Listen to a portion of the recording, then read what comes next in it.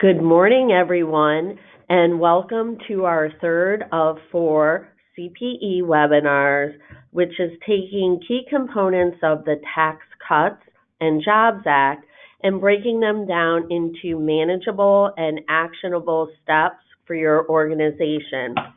Today's presentation is taking advantage of opportunity zones. And with us today to present, we have Adam Hill. Adam is a partner in charge of our real estate and construction industry who oversees A&A, tax planning, and compliance and works closely with businesses in the real estate, construction, and energy industries. Presenting with him will be Angel Rice. Angel is a manager in our tax department who focuses primarily on distribution and manufacturing clients, as well as real estate and construction. So before we start the presentation, we do have a few housekeeping items to review. First of all, you have the opportunity to earn CPE credit for this webinar that is based on your engagement. To receive CPE credit, you must attend for no less than 50 minutes and answer 3 of the 4 polling questions that will be displayed throughout the presentation. We will send you an email within 24 hours with a link to the PowerPoint presentation as well as a survey for the seminar today. Additionally, you may send questions during the webinar, and we will try to address those while we're in topic. Otherwise, we will address any questions at the end or follow up individually. And I find today's presentation particularly interesting because as we're learning, there are many changes as the result of tax reform. And the opportunity zone is a new opportunity that's out there to reduce or eliminate taxes in certain situations. So with that, I'm going to turn the presentation over to Angel Rice. Thanks, Tracy. Before we get started, I'm going to give everyone a brief overview of what we'll be covering today. We're going to start by discussing the background of the Qualified Opportunity Zone program.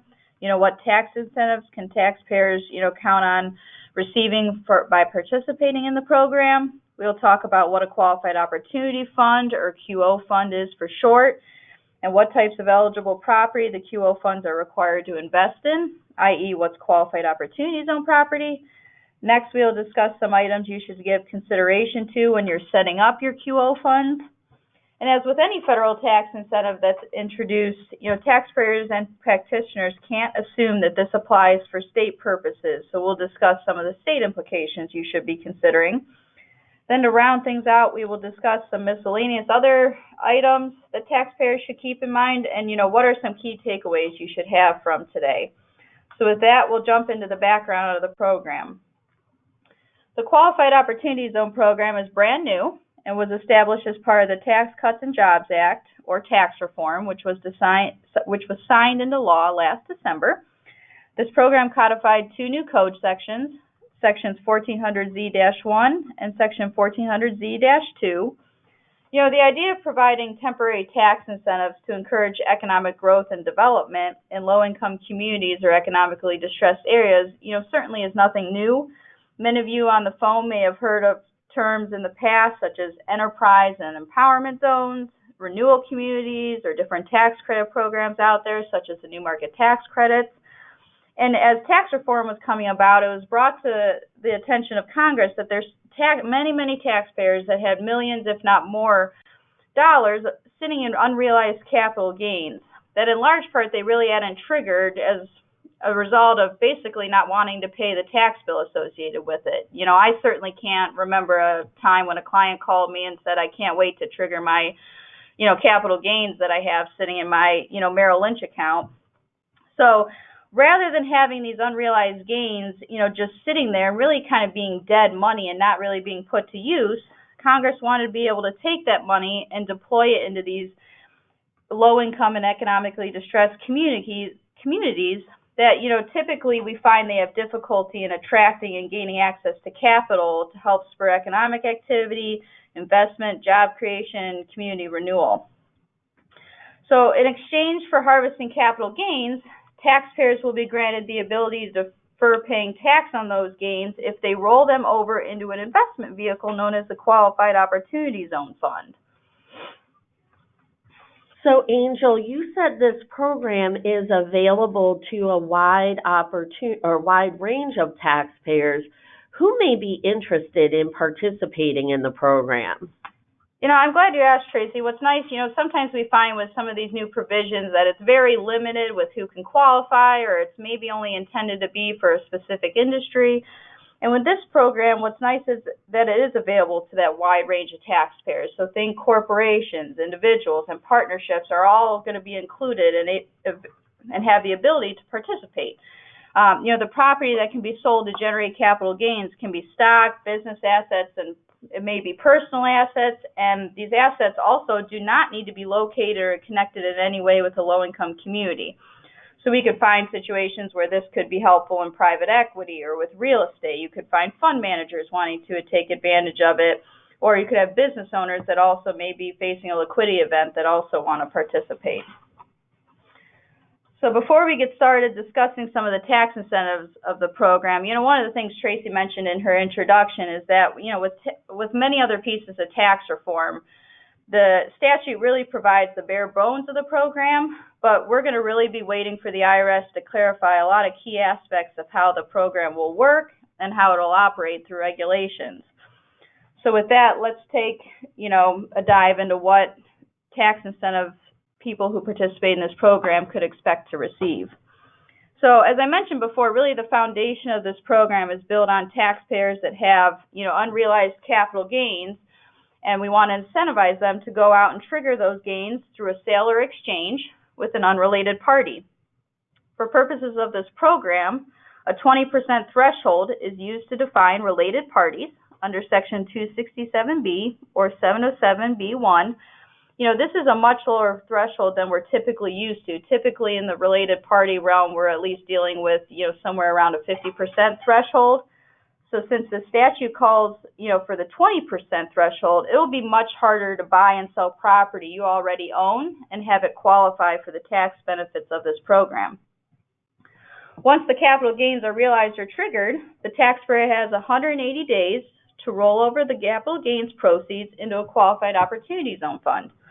I think an important point to make here is that for those of you that are familiar with like-kind exchanges under Section 1031, this program is a bit different in that a traditional like-kind exchange, you have to reinvest the entire proceeds from the sale. Here, for the Qualified Opportunity Zone program, you are only reinvesting the capital gains proceeds. And I find it best generally to illustrate a lot of these things with an example. So if you sold your GAE stock that you own for a sales price of $5 million and you had basis of $4 million, you would realize capital gains of $1 million.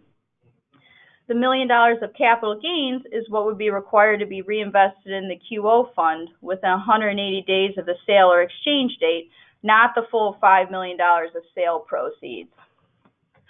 So, Angel, I know that sometimes when you sell property, there could be a portion of the gain that is ordinary and a portion of the gain that is capital gain. Will both of those buckets of gains be eligible for deferral, or is it strictly just the capital gains portion? Tracy, this is something that we run into quite often in the real estate world. This is a great example of one of the, the points I made at the beginning about aspects of the program that we'll need clarification on from the IRS, and, this is a big piece of that.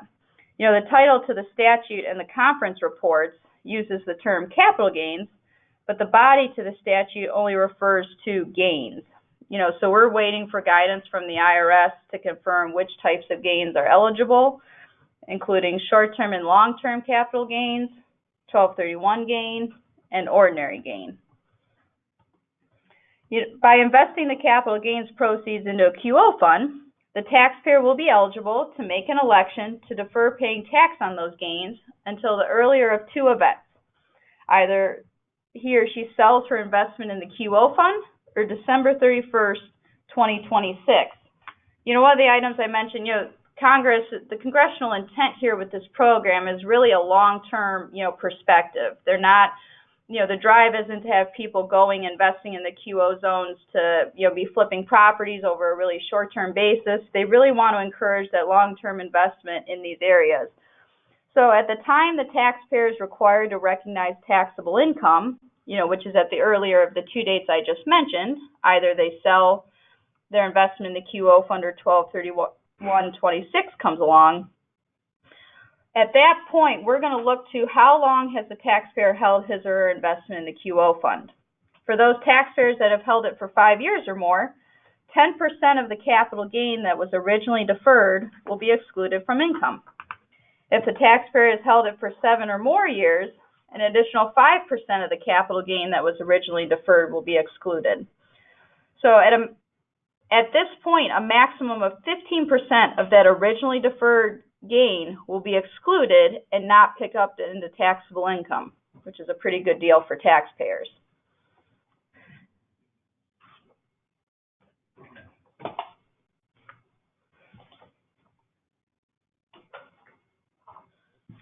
And with that, we'll have our first polling question.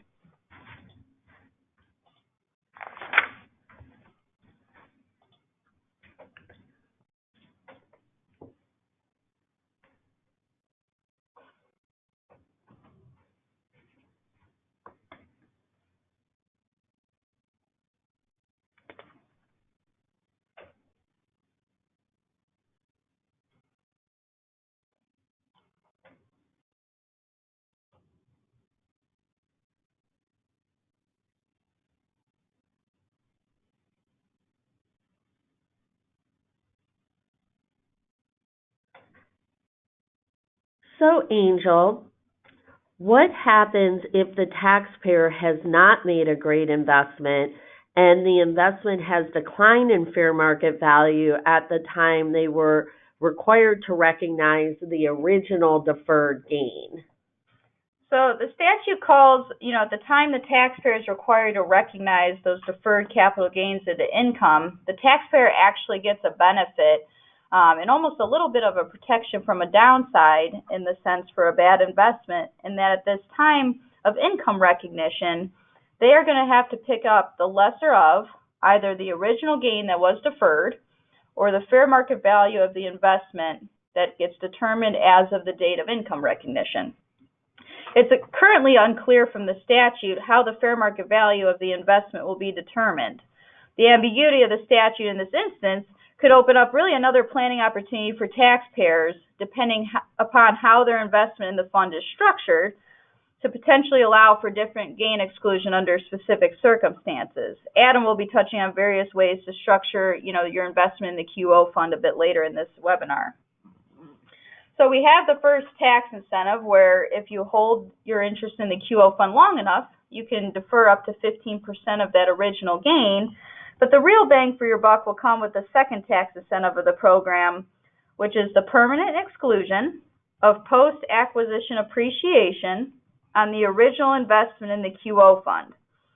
So this incentive will allow taxpayers who have held their investment in the QO fund for at least 10 years to make an election to increase their basis in the QO fund to be equal to the fair market value on the date the investment is sold or exchanged.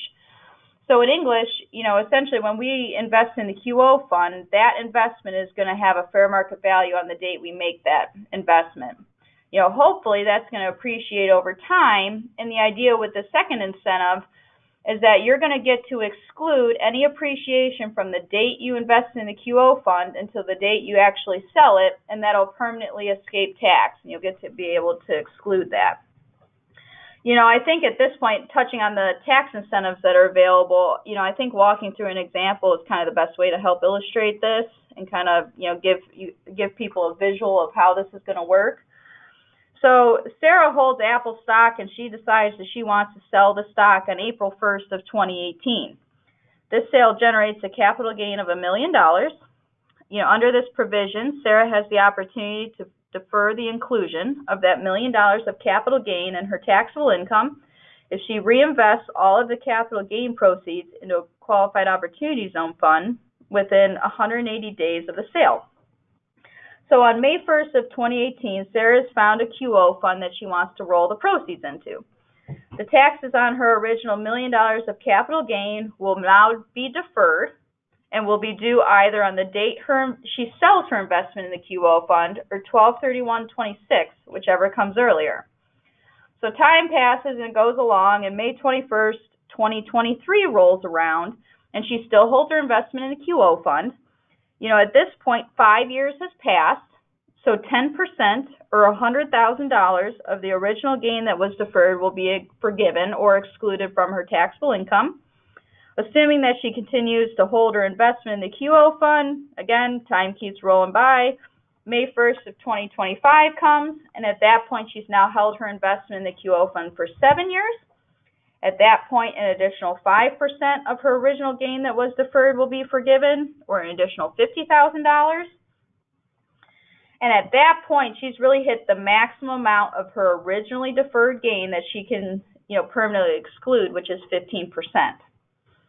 December 31st, 2026 has now arrived, and she will be required to pick up a total of $850,000 of her original $1 million that was deferred into her taxable income. Remember, as I mentioned, the tax will be due on your originally deferred gain on the earlier of the date she sells her investment in the fund, and as of 12/31/26, she still owned her investment in the QO fund, and so we're going to have to recognize that the taxes on that deferred gain at that point. We arrived at the $850,000 by taking her $1 million of her original gain that was deferred, and her ability to exclude 15% of that amount, or $150,000, that she was qualified to do since she held her QO fund investment for at least 7 years at that point. So we have our income recognition event. She still holds her investment in the QO fund, and May 1st of 2028 arrives. At that point, she's held her investment in the QO fund for at least 10 years, and as a result, she has the ability now to qualify for that second tax incentive I had mentioned, which was the ability to exclude any post-acquisition appreciation of her investment in the QO fund. If at the time of the sale of the investment in the QO fund, say she sells it for $1.2 million, Sarah will only have paid tax on $850,000 of the original $1 million of her deferred gain, and that $200,000 of appreciation, $1.2 million less her $1 million that it was worth at the time she made her investment, will not be included in her taxable income and permanently escape tax. One thing I did want to point out, if we use kind of the same facts as before, but instead the QO fund decides that regardless of the tax effect, it wants to sell its underlying property it holds in year 4, Sarah will not only be required to pick up all the original deferred gain that she had of $1 million, but she will also have to pick up any appreciation in her QO fund investment at that point.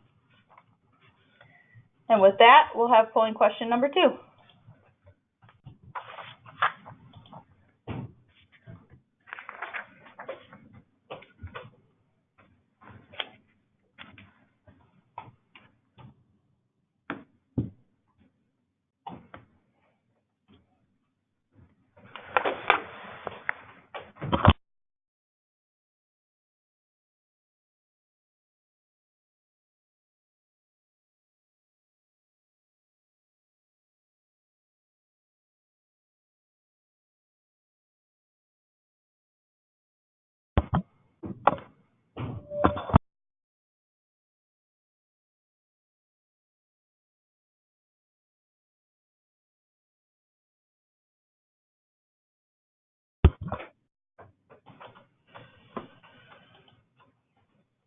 So now that we understand what the tax incentives are for the program for those that participate, the next logical question, well, what is a qualified opportunity fund and how do they work?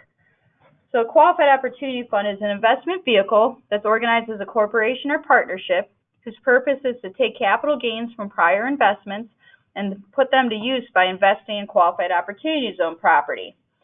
One important point here that I'd like to make is that you must go through a qualified opportunity fund in order to make a qualified opportunity zone investment. you cannot skip going through the step of going through the Qualified Opportunity Fund.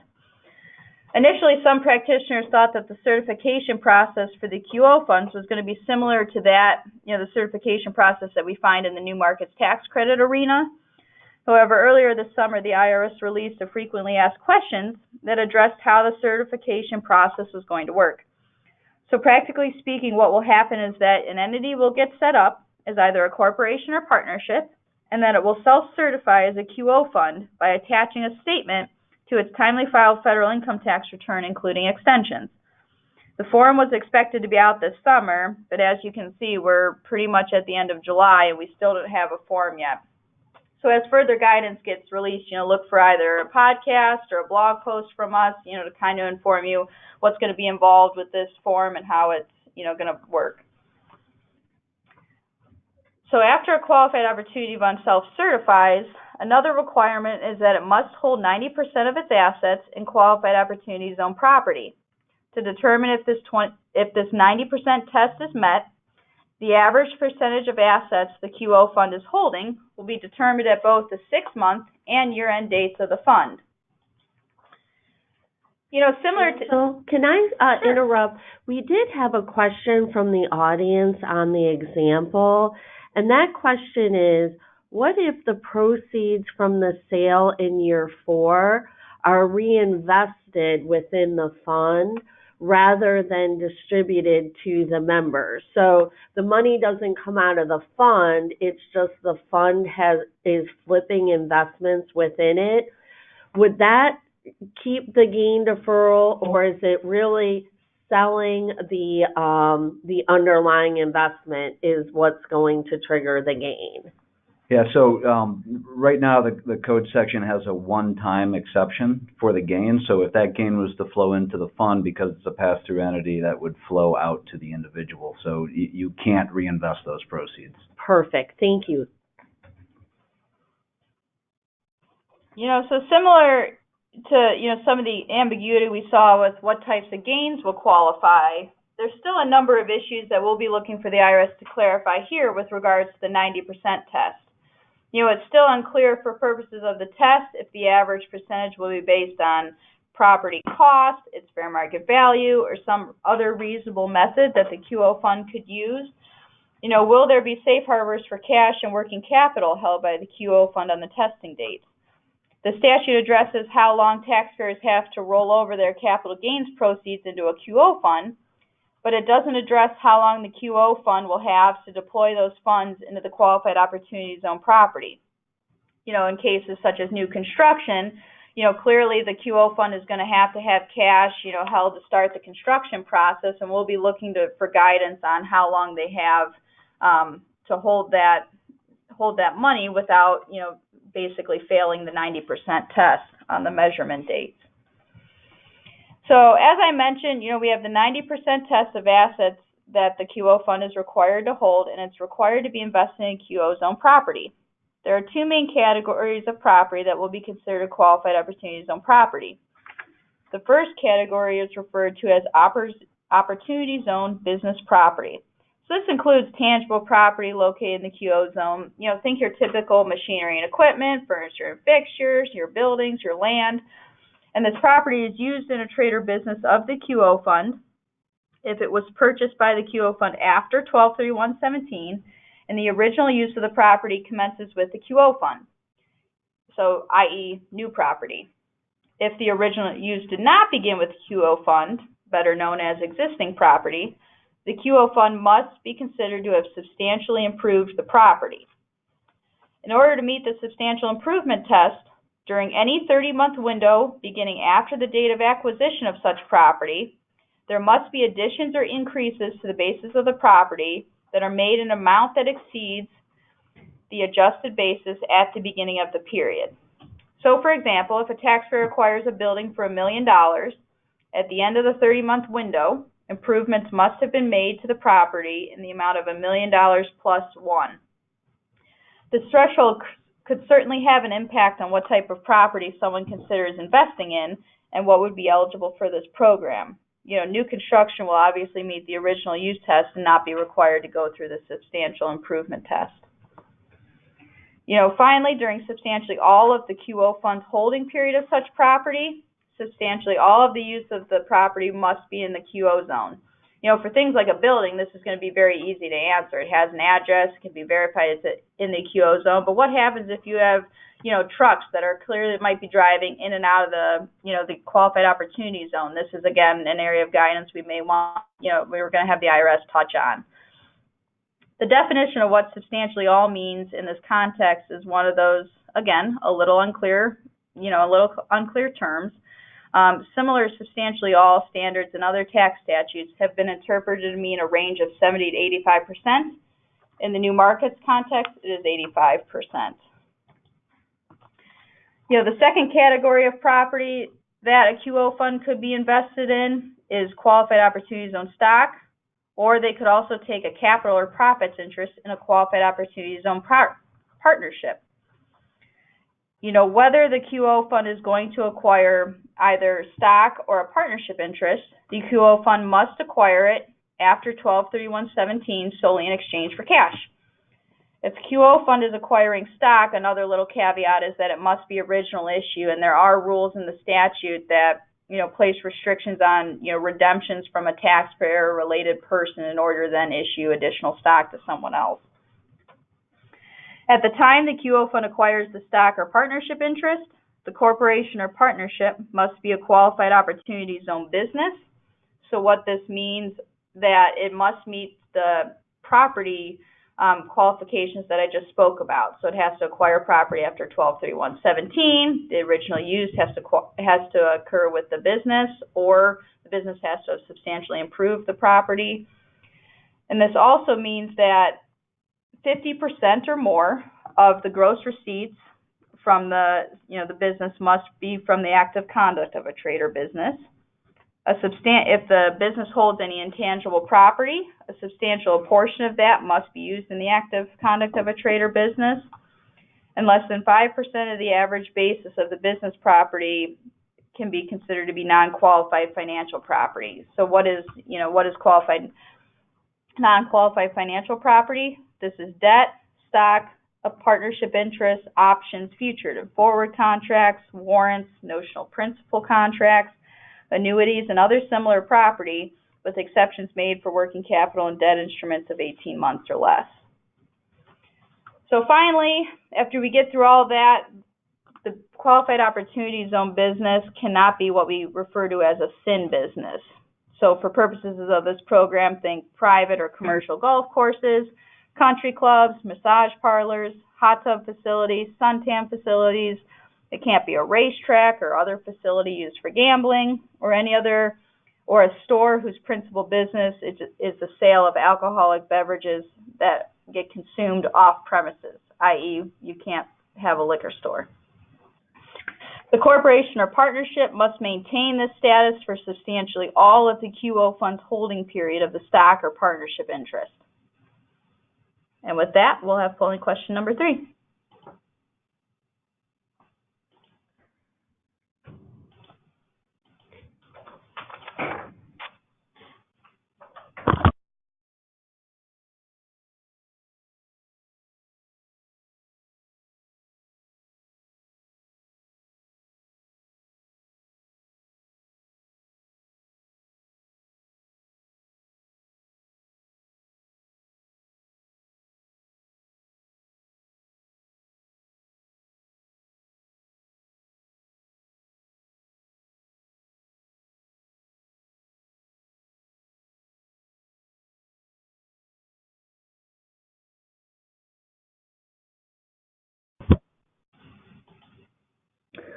Okay, thanks, Angel. So now that we've talked about what a qualified opportunity fund is and what types of eligible property the fund must invest in, you may be wondering how the opportunity zones were designated. The Qualified Opportunity Zone program borrowed heavily from the new market tax credit criteria to determine what could be considered a low-income community, and therefore an eligible census tract that could be designated as an opportunity zone. The governors of each state were able to nominate the greater of 25% or 25 low-income community population census tracts as qualified opportunity zones of which a small percentage could be contiguous to a low-income census tract. I was curious, like, how many were out there. I got it on the screen. There was 31,848 eligible low-income census tracts, 10,312 eligible contiguous tracts, and they've designated 8,762 tracts that now qualify as a qualified opportunity zone. All 50 states and U.S. territories are complete, so the process has been confirmed. The IRS has published the complete list of census tracts in IRS Notice 2018-48, and the CDFI has created a mapping tool that can be used by taxpayers as well, which can be accessed by the link on the screen, or you can Google Opportunity Zone CDFI and pull up that link from there.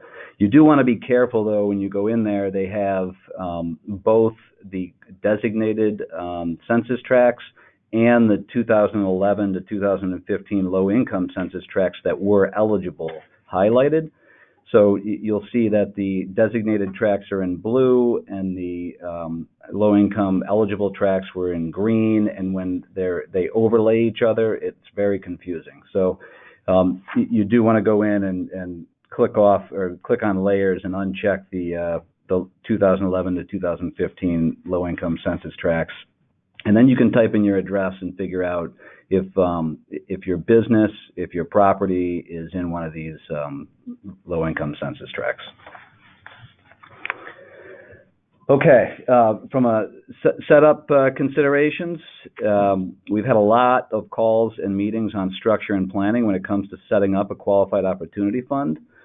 And what I like about the program is they could have made it much more complicated. In the beginning, end of December, middle of January, the CDEs on the new market tax credit side, we're talking about having to go through them for them to control the qualified opportunity funds. With the questions and answers that the IRS came out with, they said you can self-certify, which Angel touched on earlier, which is excellent as far as streamlining the process. So, the easiest way of which is a new partnership that is looking to raise money to invest in unrelated deals. I have a lot of clients that are in the fund business already. These clients or prospects typically have a track record of raising and investing money in projects throughout the country with an established reporting platform. The issues that have been discussed with this structure is that you have 180 days to underwrite and invest in the underlying project while having the timing of the gain from the person investing going across the board. So ultimately, I think those types of funds are going to be set up with a rolling to the next fund if they don't make it into the current fund to clear the 180-day hurdle, or have single asset entities that qualify as qualified opportunity funds.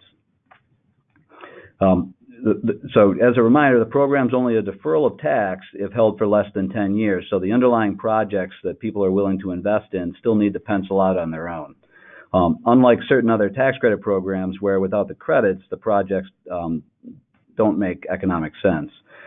When you run the numbers, this may lead to maybe 1 or 2 percentage points below market as far as raising money and based on the preferred return. But the deal still needs to be economically viable. So I want to point that out. The majority of the benefit is coming from the back-end permanent deferral of appreciation on the investment. So if your investment doesn't appreciate, then this program isn't going to give you the intended benefit that you thought it would. So with that being said, I believe there will be a significant need for good projects over the life of this program. We've had a lot of clients within Cohen Company that develop, manage, and own real estate who have potential projects within the zones or are actively looking for good projects within these zones. A number of our clients have built or redeveloped very successful projects within the zones prior to the program's existence. My point being here is that there are good investments to be had, even though they're in low-income communities. And I focus on the real estate side on a daily basis, but there's also a lot of qualified opportunity zone businesses in these zones as well that have been very successful. So just to point out, it doesn't have to be real estate. It can be opportunity zone business as well. The taxpayer may not have enough capital gains that are necessary for the investment in the desired opportunity zone property or business, but doesn't want to have partners. If this is the case, the taxpayer may contribute non-capital gain proceeds into a qualified opportunity fund, with the only downside being that the non-capital gain funds would not be eligible for tax deferral and permanent exclusion incentives under this statute. So when this occurs, these investments are known as mixed fund investments. You want to be careful that this is planned out in advance, as you can only make a deferral election one time on the same sale. So an installment sale or a partial deferral with subsequent additional deferral on the same sale could be an issue if not planned for appropriately. The statute. Oh, and so with that mixed-use investment, I want to make sure I point out that you need to track it as two separate investments. So if you put gain in and non-gain cash in, those are going to have to be tracked as two separate investments if you're in a mixed fund investment. And Adam, can I ask a question on that? So if you have the mixed fund investment, the non-capital gain piece obviously doesn't qualify for the exclusion of the original gain, and then it also doesn't qualify for the permanent exclusion of the gain on the back end. That's what I thought I understood. Correct. Yeah. Yeah. So you don't get any deferral on the front end, but absolutely it doesn't qualify for the permanent exclusion. Yeah. So good question to point out. Yeah. Okay, so the statute does not prohibit the Qualified Opportunity Fund from entering into a joint venture with a non-qualified opportunity fund. Just like there's no requirement that the Qualified Opportunity Fund only holds proceeds generated from capital gains, there is not a requirement that the Opportunity Zone property be only owned by the Qualified Opportunity Fund. So it does open it up to joint venture relationships with outside capital. Just wanted to point that out as well. The statute does not require that a new entity be formed for purposes of serving as the Qualified Opportunity Fund. An existing entity could be used. However, there's a lot of issues surrounding that. If a taxpayer would like to use an existing entity, it may be difficult to satisfy the 90% test. If the entity has existing assets already, you have carryover basis issues surrounding a purchase of partnership interest and the tracking and maintenance requirements of the Qualified Opportunity Fund that exists when you have mixed fund investments. So those are all issues, and careful planning should be considered before going down that path. Our recommendation at the moment is setting up a new entity. Okay, so we're going to go into polling question number 4.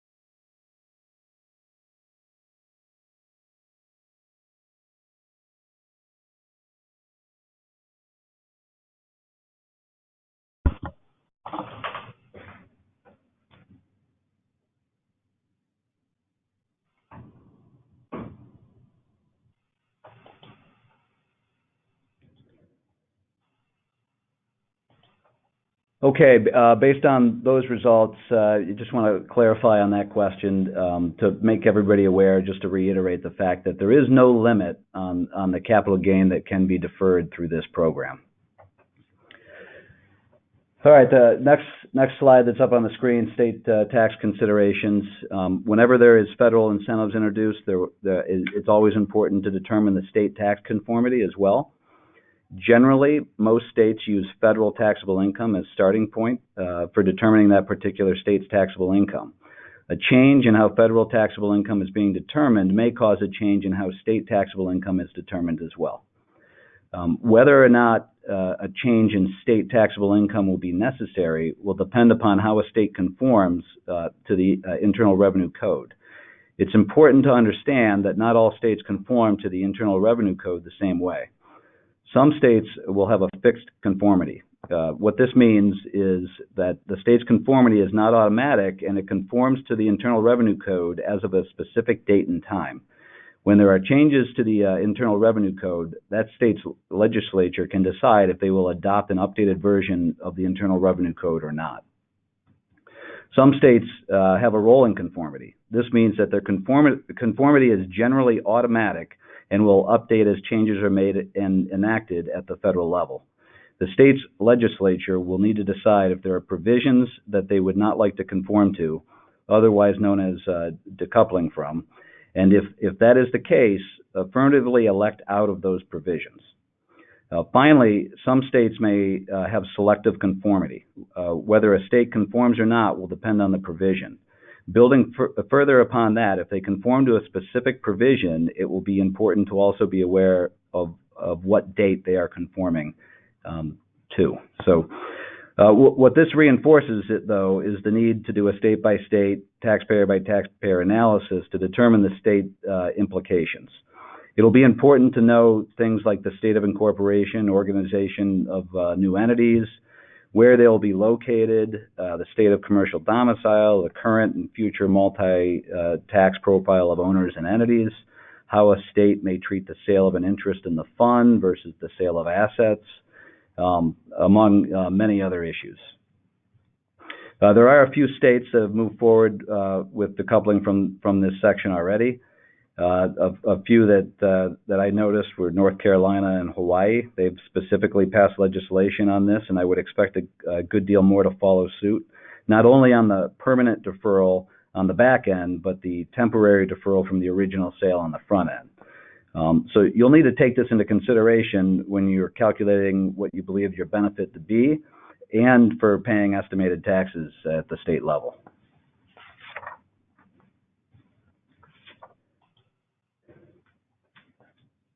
Okay, some other considerations. So as taxpayers start taking a closer look at various projects that are located within an opportunity zone, I wanted to point out that you know, many of these opportunity zones are in distressed urban areas that have an array of programs that are available and should be looked at on the front end before the investment. So from a state and local incentive standpoint, you know, we're talking property tax abatement, infrastructure assistance, tax increment financing on any new build or substantial rehabilitation. There's a lot of talk about twinning new market tax credits or historic rehabilitation credits, low-income housing credits in the zones to get a double bang for your buck. So a lot of opportunity here. I just want to make sure that if you're planning on doing that, that you look into the state and the local incentives prior to the investment to make sure that you're on top of it.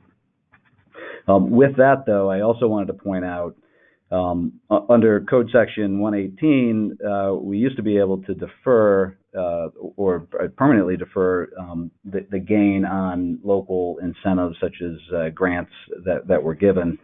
The IRS did away with that last year with this tax reform as well. So there's some new structuring ideas we're kicking around. We're not going to get into it in detail on this call, but if you are negotiating state or local incentives right now, you should give a member of your service team a call to discuss how to structure that.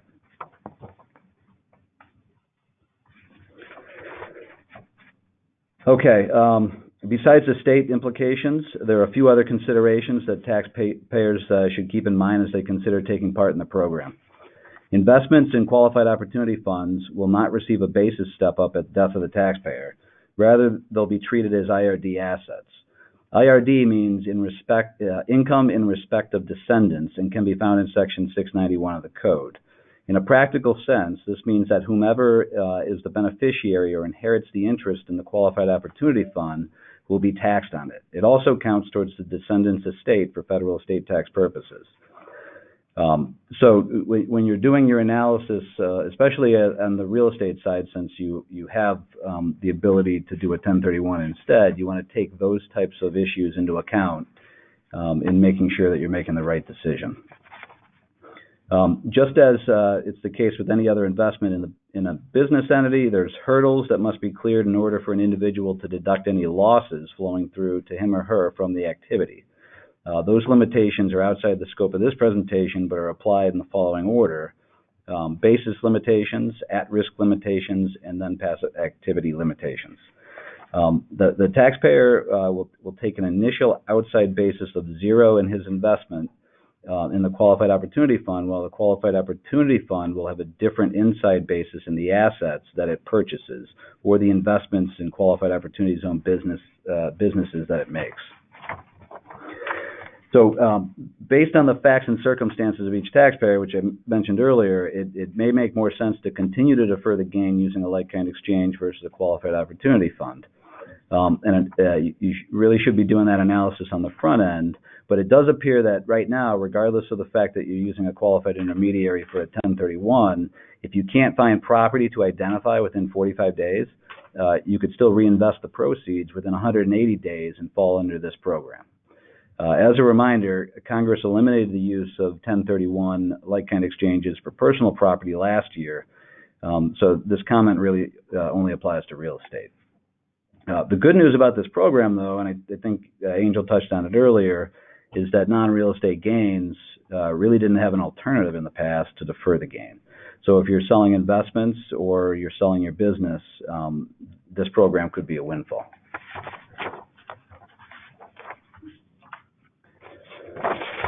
All right, I wanted to just talk about the key takeaways and really touch on a few open issues with the IRS that we're waiting for additional guidance on. Most of these we've discussed, but some of the big open issues with the IRS, the gains eligible for deferral, capital versus ordinary. You know, if you look back to the congressional intent, the Senate language used capital gain definition, but in the language that came out, it talks about capital gain in the heading and uses gain everywhere else. So we're really looking for some guidance there to figure out if it'll be open up to additional gain outside of capital gain. The timing of the investment and cash reserves. So, you know, right now it gives you a look at a 30-month period to perform substantial improvements to an existing property, but it doesn't give any guidance right now on the cash that would be sitting there while you're getting ready to make those improvements. So, you know, right now there's the 90% test with the penalty.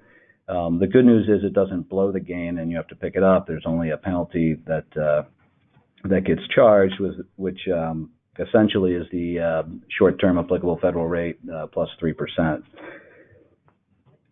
Debt finance distribution. So, you know, if you're, you know, we're thinking about planning ideas of, all right, so if we invest our gain into this property, can we then refinance it and pull the dollars out? It seems like it would work under normal partnership tax law, but will they bring guidance out that says you can't do that? Or will they take a position that liabilities will be considered a separate investment, similar to the mixed use rules? So, you know, we're still waiting for specific guidance on those items as well. And then Angel touched on the substantially all definition for purposes of qualified zone business property.